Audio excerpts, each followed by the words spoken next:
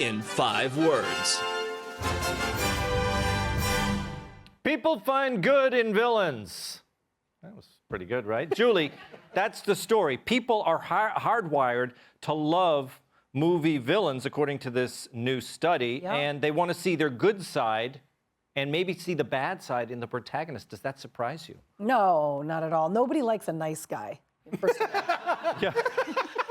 You're laughing. Why is that? You're married, right? Yeah. Yeah. Yeah.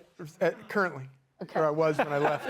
Okay. Well, no, I'm just saying. I mean, like, I think that most people enjoy a bad guy, right? Yes. And it also is interesting because it says a lot about the people that like the bad guys. The article says people who like movie villains are more likely to be villainous themselves, which was really deep for me. I read about that earlier. Yeah. I'm going to go to therapy on Monday.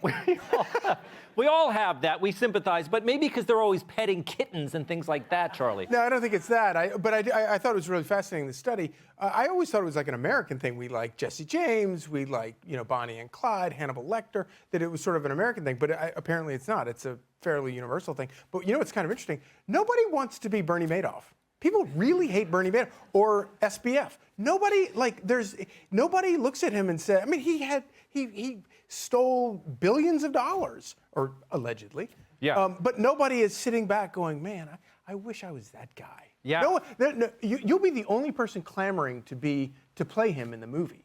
Whereas Jeffrey Dahmer has people falling out of the woodwork to play him. Oh my God, and that show is amazing. I'm obsessed with have you seen it? I have not seen it, but it's really good. It's definitely on my list. After the Unabomber movie. Yes.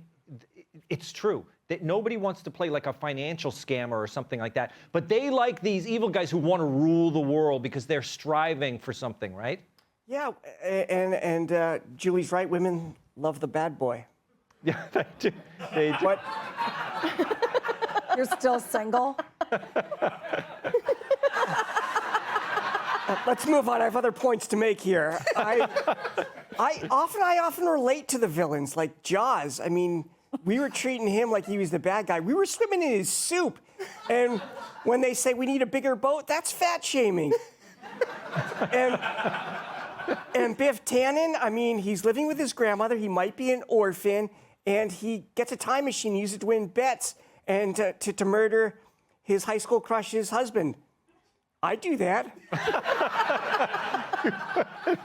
You know what? I mean, it may be true, Molly, is that in our modern world, these villains are kind of victims, right? They always have a grievance against someone, and we live in a victim culture. Am I onto something here? I mean, it's a good theory, but my problem with this, I'm Lutheran, so I believe all people are sinful, all people are bad guys. Isn't the bigger problem that people have trouble understanding that supposedly good people are evil?